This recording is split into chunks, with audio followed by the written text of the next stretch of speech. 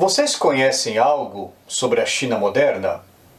Bom, primeiramente, devemos nos lembrar que as origens políticas, históricas e culturais da China remontam às épocas mais antigas e remotas da história.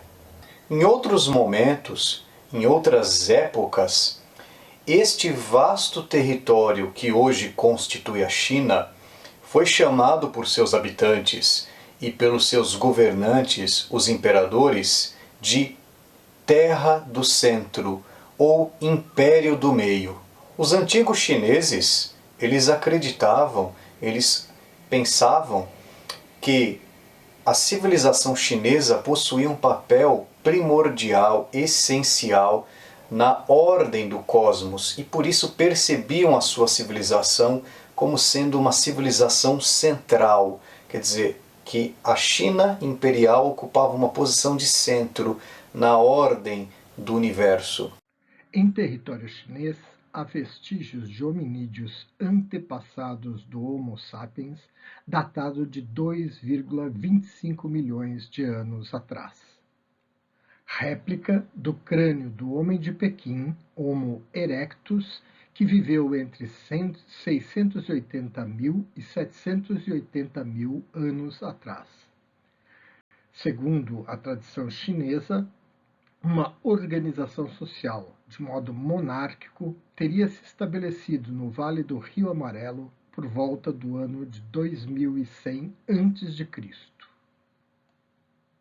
O território da China pode ser dividido basicamente em dois setores: a China ocidental e a China oriental.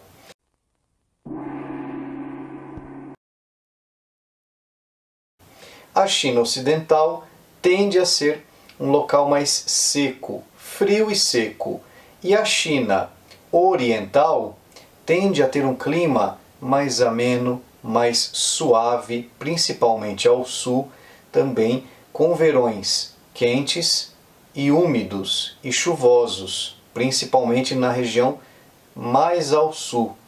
Por outro lado, no norte da China oriental, o clima tende a ser mais frio, na região da Manchúria, na capital de Pequim e etc. Todavia, é um clima mais propício para a prática da agricultura.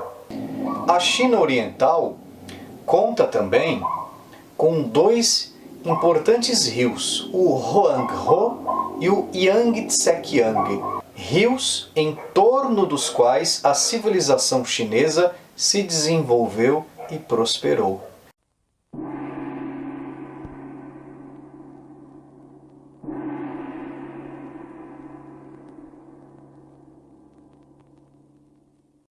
Trata-se, portanto, de uma cultura e de uma civilização milenar. Ao longo de toda a sua história, a China possuiu várias dinastias. Tivemos a dinastia Zhou, a dinastia Han, a dinastia Tang, a dinastia Qin. Dinastias são como que famílias governantes, famílias imperiais que governaram a civilização chinesa ao longo de sua história, tal como aconteceu no Egito Antigo, quando haviam diferentes famílias dinásticas no poder. Veja, os filósofos e pensadores antigos costumavam falar, dentre esses pensadores tínhamos Hegel, não é? Que falava que a China era uma civilização estacionária, quer dizer, algo quase como que estático, que não conhece grandes mudanças, transformações, alterações. Isso tem o seu quê de verdade, mas não totalmente. Por quê?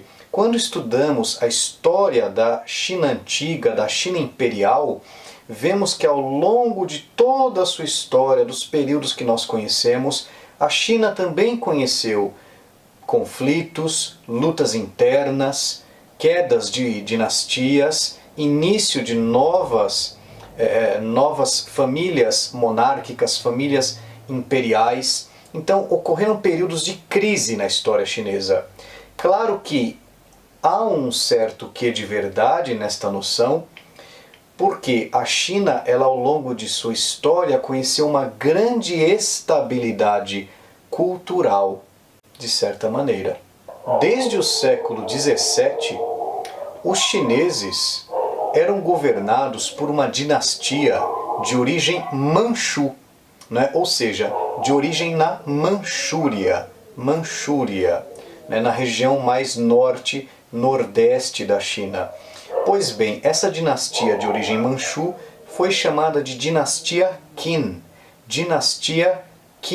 que governou a China do século XVII até o começo do século XX. O último imperador da dinastia Qin foi o jovem Puyi, que foi obrigado a abdicar, de certa maneira foi deposto, quando tinha ainda aproximadamente 6 anos de idade, ficando confinado o jovem imperador no Palácio Imperial. Não é? Em 1911, no final de 1911 para o começo de 1912, teve início a República da China.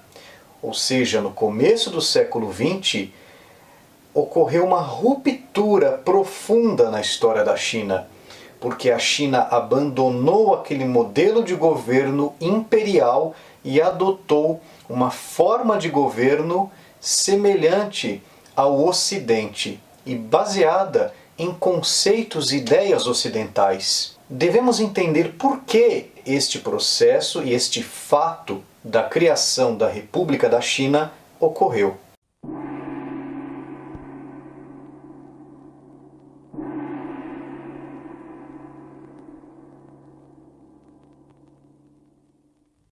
Gostou do vídeo? Não esqueça, dê o seu like, assine o canal, toque o sininho.